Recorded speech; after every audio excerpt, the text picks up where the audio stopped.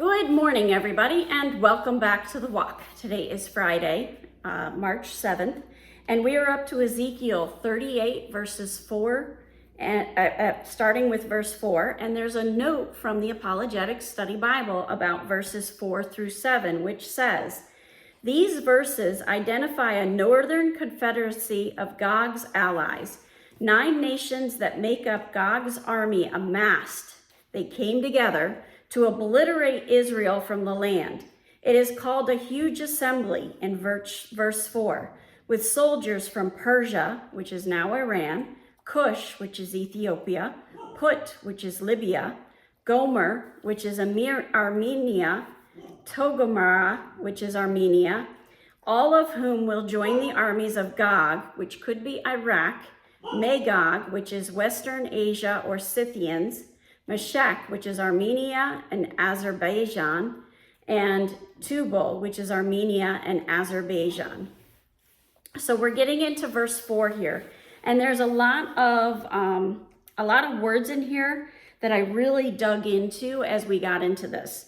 So that's why yesterday's message was so short, because I didn't want to break up the meaning of all these words as we move forward. So verse 4 says, "And I will turn you about and put hooks into your jaws, and I will bring you out, and all your army, horses and horsemen, all of them clothed in full armor, a great host, all of them with buckler and shields and wielding swords." Well, right away, a hook in your jaw, it makes me think of when you go fishing and the hook goes into the fish's mouth, right? Well, oddly enough, when I started to look into the hook's word, what I found is exactly that. It's a name from Strong's, and it means a ring in the nose or in the lips. It can also be a bracelet, a chain, or a hook. But when I got to the lexicon, it was very interesting. The pictograph is a picture of a wall. The wall around crops or livestock was constructed of thistles or rocks with thistles laid on top. The thorns prevented intruders from entering. So it was a hook in exchange, like an exchange to protect your what you cherished the most, and what they used to protect where their wealth was, which was those livestock, was thorns and thistles. Immediately, I'm thinking of the crown of thorns. But this is God saying, this is what I'm going to do to my enemy. I'm going to put these hooks in their jaws. In the Cultural Study Bible, it said the Assyrians typically put hooks in the jaws of defeated enemies, either for the purposes of humiliation or to deport them to other lands. This practice is often described in their annals and graphically depicted in their walls, on their wall pictures. So when an enemy was captured, they would put a hook in their jaw and take them by that hook by that ring in their jaw to their land. And it was all partially for humiliation purposes, but it was also to make sure that they would go with them and that they would remain captured by them. Well, it also said in verse 4, all of them clothed in full armor. Well, right away, I was thinking of the armor of God. So I start digging into this. What does it mean? Full armor is gorgeous, beautiful, perfection. It's very esteemed.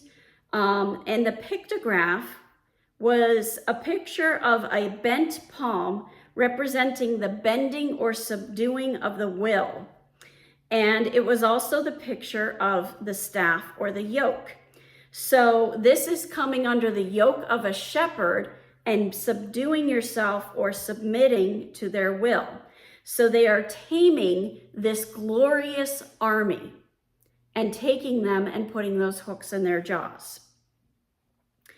Well, then we have the buckler. Okay, so it said that they would be clothed in full armor, a great host, all of them with buckler and shield and wielding swords. What does this buckler means? It's something that pierces. So it's like the hook, or it could be barbed wire. It could be a shield. But the pictograph was a picture of a thorn and a picture of a seed. Combined, it means a thorn seed. So that thorn plant was seeding and growing more thorns. That describes an evil nation if ever I heard it. Then we get to the shield. Now the shield represents a ruler, a scale, a shield, but the pictograph means a picture of a foot, and it means to walk with an extended meaning to gather. So you're gathering up this enemy, you're putting hooks in their jaws, and you are taking them away.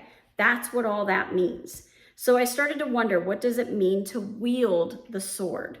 Well, to wield means to seize, to take hold of something by force. They're being captured, they're being taken over by force. And then the sword is, another word for sword is knife, and it's a weapon that is used to lay waste a city. So when we put all this together, we get to verse 5. It says, Persia, Cush, and Put are with them, all of them with shield and helmet. All of them are part of this Gog from the land of Magog. They are enemies of God, and God is about to completely decimate them, pull them out, take them prisoner, and make them subdue to his will. That's what this is about. We want to keep in mind that when we started this chapter back on, I think it was Wednesday, this whole chapter is about what's going to be happening at the end times. Satan's dominion, Satan's rule, all those nations under Satan's rule are going to be taken captive. They're going to be decimated, and they're going to have to subdue to God's will. And that's what this is talking about, that God is going to come in and he's going to take back what is his, and he's going to push down those enemies and take them captive. So today is Friday, so I'm going to remind you there's no video over the weekend, but I'll be back with you on Monday. Have a wonderful day. God bless, and keep walking the walk.